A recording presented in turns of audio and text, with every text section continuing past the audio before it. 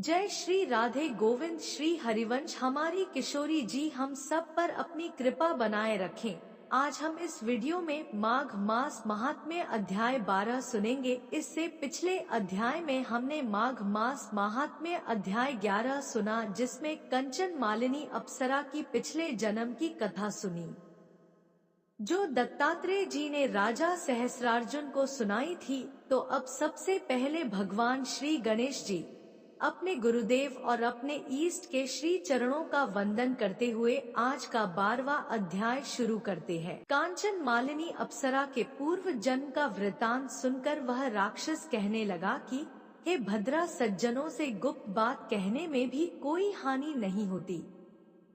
मुझको अब कोई संशय नहीं रहा कि मेरा उद्धार तुमसे ही होगा, सो अब मैं तुम्हें अपने पहले के जन्मों का सब वृत्तांत कहता हूँ। सुनो। मैं काशी में वेदों का ज्ञाता था और बड़े उच्च कुल के ब्राह्मण के घर में जन्म लिया था। मैंने राजा, पापी, शूद्र तथा वैश्यों से अनेक प्रकार के दान लिए। मैंने दान लेने में चांडाल को भी नहीं छोड़ा।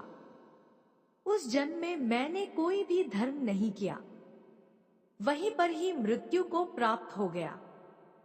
तीर्थ स्थान पर मरने के कारण नरक में नहीं गया। पहले 2 बार गिद्ध योनि में, 3 बार व्याघ्र योनि में, 2 बार सर्प योनि में, 1 बार उल्लू की योनि में और अब 10वीं बार राक्षस हुआ हूँ और सैकड़ों वर्षों से इसी योनि में हूँ।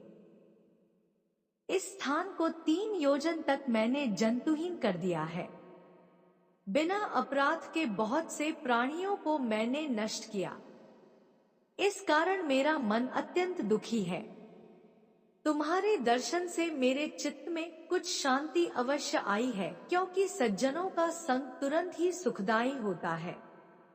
मैंने अपने दुख के कारण सब कारण आपसे कहे और सज्जन लोग सदैव दूसरे के दुखों से दुखी होते हैं। अब कृपया यह बताओ कि मैं इस दुख रूपी समुद्र को कैसे पार कर सकता हूँ।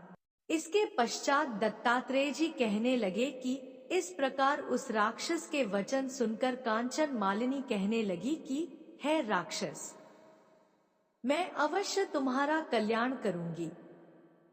मैंने दृढ़ प्रतिज्ञा की है कि तुम्हारी मुक्ति तक के लिए कुछ प्रयत्न अवश्य करूंगी। मैंने बहुत बार प्रयाग में स्नान किया है। वेद जानने वाले ऋषियों ने किसी दुखी को ही दान देने की प्रशंसा की है, क्योंकि समुद्र में जल बरसने से क्या लाभ। इसलिए अब मैं संकल्प से एक बार प्रयाग में स्नान करने का फल तुम्हें देती हूँ। उसी से तुमको स्वर्ग की प्राप्ति होगी। उसके फल का अनुभव मैं कर चुकी हूँ। यह कहाकर उस अप्सरा ने अपने गीले वस्त्र का जल निचोड़कर जल को हाथ में लेकर माघ स्नान के फल को उस राक्षस को अर्पण किया। पुण्य प्राप्त करने से उसी समय वह राक्षस अपने राक्षसी शरीर को छोड़कर तेजमय सूर्य के समान देवता रूप हो गया। तभी आकाश से विमान आया और वहां राक्षस उस विमान पर चढ़कर अपनी कांति से चारों दिशाओं को प्रकाशित करता हुआ शोभायमान हुआ और कहने लगा कि ईश्वर ही जानता है तुमने कितना बड़ा उपकार मुझ पर किया है। अब भी कृपया कर मुझे कुछ शिक्षा दो, जिससे मैं कभी पाप न करूं। अब मैं तुम्हारी आज्ञा पाकर स्वर्ग में जाऊंगा।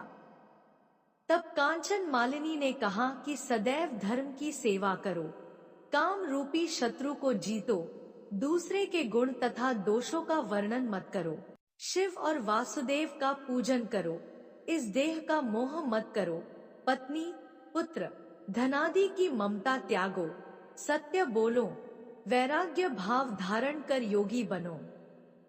मैंने तुमसे यह धर्म के लक्षण कहे। अब तुम देवता रूप होकर शीघ्र ही स्वर्ग को जाओ। दत्तात्रेय जी कहने लगे कि इस प्रकार गंधर्वों से शोभित वह राक्षस कांचन मालिनी को नमस्कार करके स्वर्ग को गया और देव कन्याओं ने वहां आकर कांचन मालिनी पर पुष्पों की वर्षा की और प्रेम पूर्वक कहा कि हे भद्रे, तुमने इस राक्षस का उद्धार किया। इस दुष्ट के डर से कोई भी इस वन में प्रवेश नहीं करता था। अब हम निडर होकर विचरेंगी। इस प्रकार कांचन मालिनी उस राक्षस का उद्धार करके प्रेम पूर्वक देव कन्याओं से क्रीड़ा करते हुए शिव लोक को गई। दत्तात्रेय जी द्वारा वर्णित माघ मास महात्म का ये सुंदर और पावन वृतांत जो उन्होंने राजा सहस्रार्जुन को सुनाया था, इसका जो कोई श्रवण करता है उससे सहस्त्र यज्ञ का फल प्राप्त होता है। 12वां अध्याय समाप्त। इसके आगे का वृत्तांत हम अगले वीडियो में सुनेंगे। तो आज का वीडियो यही तक। अगले वीडियो में फिर मिलेंगे, तब तक के लिए आप सबको प्रेम भरी